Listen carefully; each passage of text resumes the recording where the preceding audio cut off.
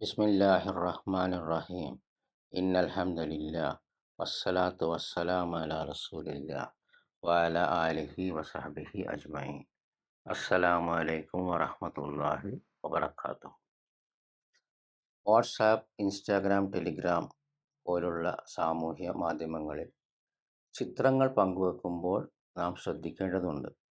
ബാറക്കല്ലാഹു ഫീക്കും. അൽഹംദുലില്ലാ, ഇസ്ലാം ചിത്രങ്ങളുമായി ബന്ധപ്പെട്ട വിഷയത്തിൽ വലിയ ജാഗ്രത പഠിപ്പിച്ചിട്ടുണ്ട്.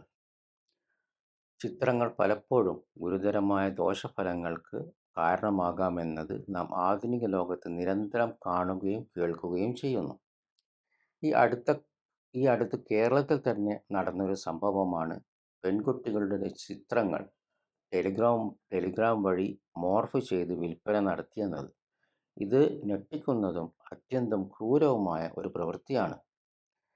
കൂടുതൽ ഞെട്ടിക്കുന്ന കാര്യം, അത് ചെയ്തത് ബന്ധുവാണ്.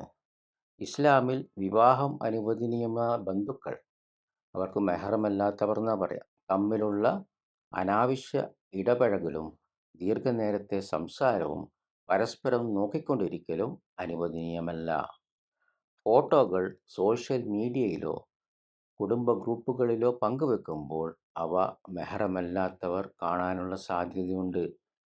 അന്യ സ്ത്രീ പുരുഷന്മാർ കാണാൻ സാധ്യതയുണ്ട്. കുടുംബ ഗ്രൂപ്പുകളിൽ പലപ്പോഴും കസിൻസ് ഉണ്ടാകും. കസിൻസ് മെഹറമല്ലാത്തവരാണ്. ബാറക്കല്ലാഹു ഫീക്കും. ഫോട്ടോകൾ പങ്കുവെക്കുമ്പോൾ മറ്റൊരു പ്രധാന കാര്യം കൂടി സംഭവിക്കുന്നു.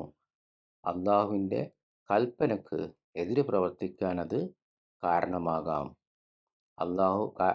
അതിൻ്റെ തെളിവാണ് അള്ളാഹു വിശ്വാസികളായ പുരുഷന്മാരോടും സ്ത്രീകളോടും അവരുടെ ദൃഷ്ടി താഴ്ത്താൻ ഖുർആനിൽ കൽപ്പിച്ചിട്ടുണ്ട്.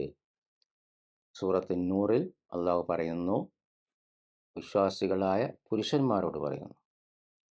ഇത് 30-ാം വചനമാണ്. 24-ാം അധ്യായം 30-ാം വചനം.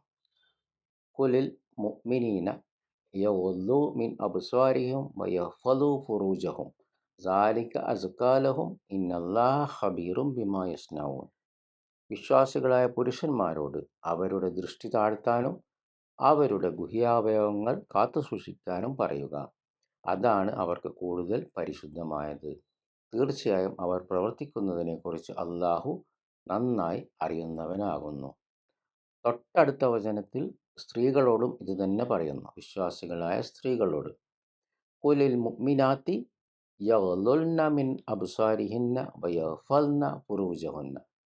വിശ്വാസികളായ സ്ത്രീകളോട് അവരുടെ ദൃഷ്ടി താഴ്ത്താനും അവരുടെ ഗുഹ്യാവയവങ്ങൾ കാത്തുസൂക്ഷിക്കാനും പറയുക. ഇത് സൂറത്ത് നൂർ 24-ാം അധ്യായം 31-ാം വചനം. നബി സല്ലല്ലാഹു അലൈഹി വസല്ലമയുടെ ഹദീസുകളിൽ പരാമർശിക്കപ്പെട്ടിട്ടുള്ള ഒഴിവ്, ഈ നോട്ടത്തിൻ്റെ ഒഴിവ് ആകസ്മികമായി സംഭവിക്കുന്ന ആദ്യ നോട്ടത്തിനോ അല്ലെങ്കിൽ ആവശ്യമായ സാഹചര്യങ്ങളിൽ പരിമിതമായ നോട്ടത്തിനോ മാത്രമാണ്. ബാറക്കല്ലാഹു ഫീക്കും. അതല്ലാതെ നേരിൽ കാണുമ്പോൾ ഒരു മെഹറമല്ലാത്ത വ്യക്തിയിലേക്ക് ആവർത്തിച്ചു നോക്കുകയോ തുറിച്ചു നോക്കുകയോ ചെയ്യാൻ അനുവാദമില്ല. ബാറക്കല്ലാഹു ഫീക്കും. ഇതേ കാര്യം ഫോട്ടോകളുടെ കാര്യത്തിലും ബാധകമാണ്. ഫോട്ടോയിലുള്ള വ്യക്തി മാന്യമായ വസ്ത്രധാരണത്തിലാണെങ്കിലും ആ ചിത്രങ്ങളിലേക്ക് ആവർത്തിച്ച് നോക്കുകയോ അവയെ അടിസ്ഥാനമാക്കി പുരുഷന്മാരെയോ സ്ത്രീകളെയോ കുറിച്ച് ചിന്തകൾ വളർത്തുകയോ അഭിപ്രായങ്ങൾ രൂപപ്പെടുത്തുകയോ ചെയ്യുന്നത് ദൃഷ്ടി താഴ്ത്താൻ അള്ളാഹു നൽകിയ കൽപ്പനയുടെ ഉദ്ദേശത്തിന് വിരുദ്ധമാണ്. ബാറക്കല്ലാഹു ഫീക്കും.